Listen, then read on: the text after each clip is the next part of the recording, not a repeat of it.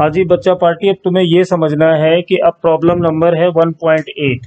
देखो इस बार मैंने काफी इसमें लिखा हुआ है, सारा डेटा ले लेंगे, अगले बोर्ड पे चल के फिर सोल्यूशन बनाएंगे। देखो इसमें है two boat A and B move away from a buoy, यानी तुम इसको पानी वाला जहाज समझ लो, ठीक है, खराब टूटा फूटा जहाज।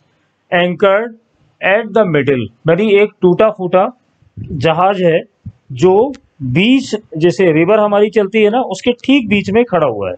ठीक, आगे रिवर अब इसमें देखो आगे लिखते हैं कि of a river along the mutually perpendicular straight line. दो चीजें हैं, जो ए और बी बोट है वो सबसे पहले स्ट्रेट लाइन चलनी चाहिए, ये हमें मिल गया, और आपस में परपेंडिकुलर, यानी एक अगर इधर जाएगी तो दूसरी इधर जाएगी। आगे पढ़ते हैं, the boat a along the river and the boat B across the river, यानी ए को रिवर के साथ चलना है और दूसरी वाले को परपेंडिकुलर चलना है। Having moved off an equal distance, दोनों जो डिस्टेंस ट्रेवल करेंगे वो इक्वल होंगे। एक चीज, from the buoy the boat return find the ratio between time taken by A and time taken by B if the velocity of each boat with respect to the water is 1.2 times greater than the stream velocity। मतलब इस problem में जो बोला गया है, मैं अगर पूरा एक लाइन में तुम्हें पूरा समझाऊं तो देखो इसमें पहले जो मेन डेटा दिया है वो नोट कर लेते हैं। Velocity of boat 1.2 velocity of river होगा। एक तो मुझे ये दिया हुआ है, दोनों का डिस्टेंस भी दिया हुआ है और रेशियो पूछा है टाइम का। अब इतना ही काफी है, इसको हम लोग हटा देते हैं और फिर इसके सोल्यूशन पर आ जाए। एक सिंगल लाइन में देखिए हम लोग इसको अब कैसे बनाएंगे, चलो भाई देखते हैं, रोडो रोडो खेलते हैं, है ना। इसमें ये कहा गया है, देखना एक सिंगल लाइन में इसको करो। यहाँ पर वो टूटा फूटा तुम्हारा जहाज है जो बीच में पड़ा हुआ है।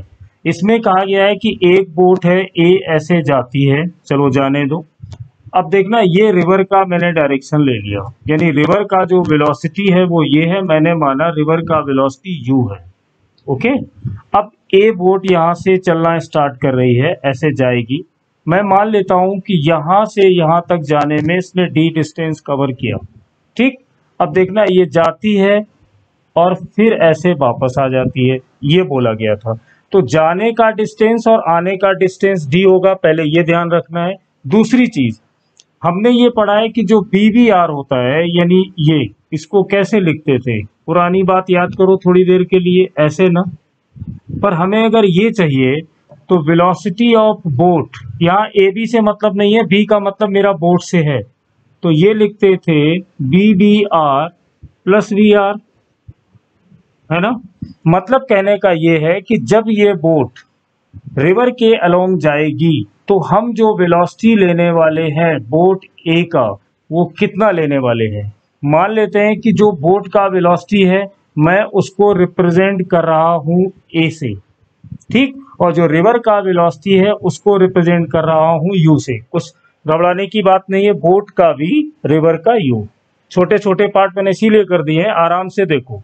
अब यहाँ पर जब पहले भी पढ़ा है, रिवर के साथ जाओगे तो ये वेलोसिटी का सम होगा, यानी जब हम चाहेंगे डाउन द स्ट्रीम, जब हम वापस आएंगे अप द स्ट्रीम तो इसका वेलोसिटी क्या हो जाएगा, v माइनस यू, कोई दिक्कत नहीं।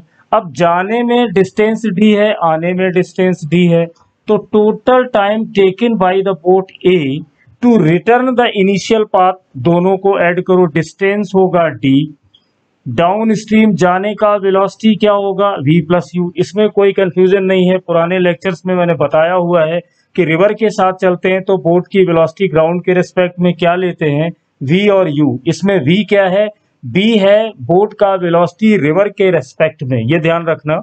v मतलब ये वो वेलोसिटी होती है जिससे हम चलने की कोशिश करते हैं, ये वो वेलोसिटी होती है जो असली वाली वेलोसिटी होती है, जैसा मैंने समझाया था। अब ये जाने का टाइम हो गया, आने का टाइम क्या होगा, v माइनस यू होगा। देखिए अब दूसरा इसमें देखो कि एक हमें ये भी दिया हुआ है कि जो बोट का वेलोसिटी है ना रिवर के रिस्पेक्ट में वो 1.2 times of velocity of river भी है। तो क्यों ना हम इसको यहाँ पे चेंज कर लें। तो देखो अगर मैं डी तो कॉमन ले लूंगा, 1/b की जगह मैं रखूंगा 1.2u। तो जब यहाँ रखोगे 1.2u तो ये कितना हो जाएगा 2.2u। यहाँ से जब माइनस करोगे 1.2 से 1 तो ये रह जाएगा केवल 0.2u, है ना। अब यहाँ से d कॉमन ले लो, अब तो कैलकुलेशन बची है, फिजिक्स का काम तो खत्म हो चुका है कब का। 2 अगर मैं 0.22 एलसीएम लेता तो यहाँ से 1 मिलता, यहाँ से 11 मिलता, ये तो ये टोटल वैल्यू आ जाती 12d अपॉन, देखे रहे ना भाई कैलकुलेशन, 11 1 12d बाई 2.2 और साथ में है u क्या है रिवर का वेलोसिटी। देखिए ये a का टाइम आ गया, हो गया ये स्टोरी। अब ये जो हमारा व्यू है ये टूटा फूटा जहाज जिसको मैं बोल रहा हूँ जो रिवर के बीच में है, उसमें कहा गया है कि जो बोट बी है, मान लो ये पॉइंट था हमारा सी, ठीक, और अब यहाँ इसको जाना है डी पॉइंट पर। देखना क्वेश्चन तुमने बहुत अच्छा अगर ट्राई किया होगा तो अच्छे से पढ़ा होगा। अब ये बी डिस्टेंस चलेगा डी, क्योंकि उस क्वेश्चन में बोला है कि दोनों डिस्टेंस इक्वल है, तो मैंने यहाँ पे डी लिख दिया। अब उसमें ये कहा गया है कि ये परपेंडिकुलर चलेगी। एक समझदार बोटमैन होने के नाते, जैसे मैंने लाइव क्लास में बताया था, आलोक को मैंने बनाया था एक बोटमैन, कि आलोक जाना चाहता है इस पानी वाले जहाज से डी पॉइंट पर, लेकिन रिवर भी चल रही है ना। तो ये अगर ये सीधा चलेगा तो रिवर इसको थोड़ा सा इधर ले जाएगी। तो समझदारी इस बात में है कि ये क्या करे, इधर से चलना स्टार्ट कर दे। कौन? बोट। किसके रिस्पेक्ट में? रिवर के।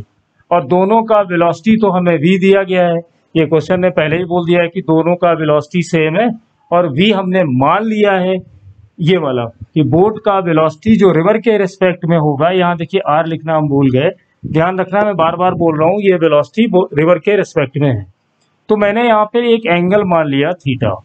अब देखिए अब जाना इसको सीधा है, ये प्रॉब्लम ने बोला है मैं सीधा कैसे जाऊं, तो थीटा एंगल हमने लिया है, ये हमारी समझ है। तो अगर मैं यहाँ से देखूं ये जाएगा, कौन रिस्पॉन्सिबल होगा? ये v है, तो यहाँ होगा b cos थीटा, यहाँ पर इसका कंपोनेंट होगा v sin थीटा। अब ये v क्या है?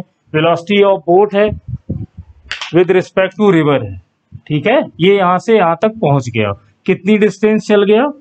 फिर से जो d है ये d यहाँ तक जाएगा, प्रॉब्लम ने बोला। अब इसको लौट के आना है, तो जब ये लौट के आएगा तो देखो ये इस डायरेक्शन में v से चलेगा, v तो पता ही है। अब ये थीटा मैंने क्यों बनाया? क्योंकि वापस आना है, तो प्रॉब्लम ने ये बोला है कि जब ये वापस आए तो इसी पाथ पर आए। अब आलोक को अगर इसी पाथ पर वापस आना है तो ये दिमाग लगाएगा कि अगर मैं सीधा चला तो रिवर मुझे इधर ले जाएगी, अगर मैंने इस डायरेक्शन में एंगल बनाया तो ये और दूर ले जाएगी, मैं यहाँ वापस नहीं पहुंच पाऊंगा। तो ये सोच के ये थीटा एंगल बनाएगा। अब देखो ये थीटा भी सेम, ये थीटा भी सेम, तो इसके आने में उतना ही टाइम लगेगा जितना यहाँ से यहाँ तक जाने में लगा था, तो इसमें कोई टेंशन हमें नहीं है। अगर हम टाइम निकालेंगे बी बोट का तो क्या करेंगे? डी लिखेंगे, वेलोसिटी कितनी है तो यहाँ लिखेंगे v cos थीटा, ठीक है। अब यही जाने का है यही आने का है, तो मैं इसको डबल कर दूंगा। अब ये हो गया 2d v upon cos theta.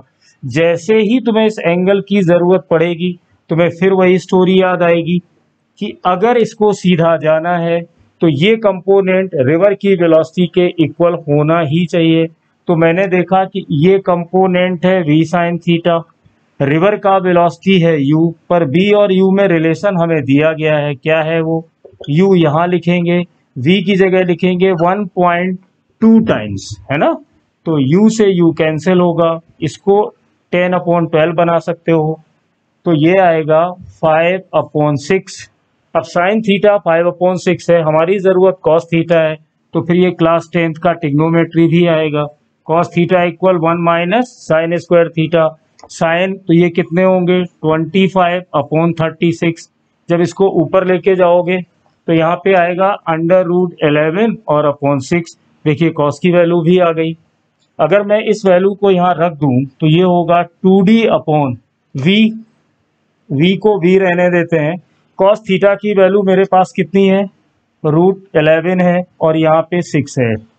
देखे रहना कहीं पे कैलकुलेशन में गड़बड़ी ना होने पाए। अब ये देखो 6 2 जा 12 होता है, ये d हो गए। v का वैल्यू होता है 1.2u प्रॉब्लम के अकॉर्डिंग, यहाँ पे √11 है, ये tv का वैल्यू है। अब देख लो इतनी पूरी स्टोरी में कितना आसान प्रॉब्लम लग रहा है ये, कि यहाँ एक टूटा फूटा जहाज पड़ा है, एक को सीधा जाना है और वापस यहीं पर आना है, दूसरे को परपेंडिकुलर जाना है, उसी रास्ते वापस आना है। दोनों की डिस्टेंस हमें इक्वल दे दी और कहा इसके जाने आने का टाइम, इसके जाने आने का टाइम, दोनों का रेशियो निकालो। अरे भाई कितना आसान है। डाउन स्ट्रीम में स्पीड क्या है वो पता हो, अप स्ट्रीम में क्या है वो पता हो, टाइम होता है डिस्टेंस अपॉन स्पीड। जब रखते जाओगे जहां जिस चीज की जरूरत होगी तुम्हें प्रॉब्लम में अवेलेबल होगी, अगर वो डेटा नहीं देंगे तो सॉल्व नहीं होगा। हमने ये टाइम निकाल दिया, इसमें जाने में ये पुराने फंडे लगा दिए, आने में पुराना लगाया, ये फिर निकाल दिया। अब करना क्या है, अब करना सिर्फ ये है कि ये जो टाइम तुमने निकाल के रखा हुआ है ये पूरा हटा दो। TA हम लोग निकाल चुके हैं और TB भी निकाल चुके हैं, बस इन दोनों का रेशियो ही तो निकालना है। वैसे मेरा काम तो यही खत्म हो जाना चाहिए। चलो तुम्हारा एहसान क्यों लूं, मैं पूरा ही कर देता हूँ। TA और B, A का वैल्यू कितना है 12D, 2.2u डिवाइड किससे करूं, B से। B कितना है 12D, ये ऊपर जाएंगे 1.2 आएगा, साथ में u आएगा, साथ में √11 आएगा। 12D कैंसिल कर लो, u से u को कैंसिल कर लो, पॉइंट से पॉइंट को कर लो। तो अब अगर यहाँ पर देखोगे तो 6 2 जा 12, 12 से 12, अब ये कट्टे तुम्हारा यहाँ पे बड़े आराम से इजी कैलकुलेशन बची है। बड़ी आसान से कैलकुलेशन रह गई है। चलो थोड़ा अच्छे से कर लेते हैं, ये आंसर कहीं गलत ना आ जाए भाई।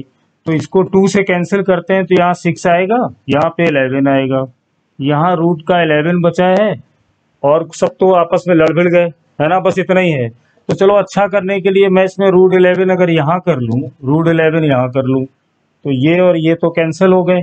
अब बचेगा 6 अपॉन √11, इसको सॉल्व करोगे तो आएगा 1.8। यहाँ से जितने भी ऐसे देखा प्रॉब्लम इरोडो के कंसेप्चुअल होते हैं, अगर तुम इसकी प्रैक्टिस डालोगे तो आगे जाके तुम्हें ये बहुत हेल्प करने वाले हैं।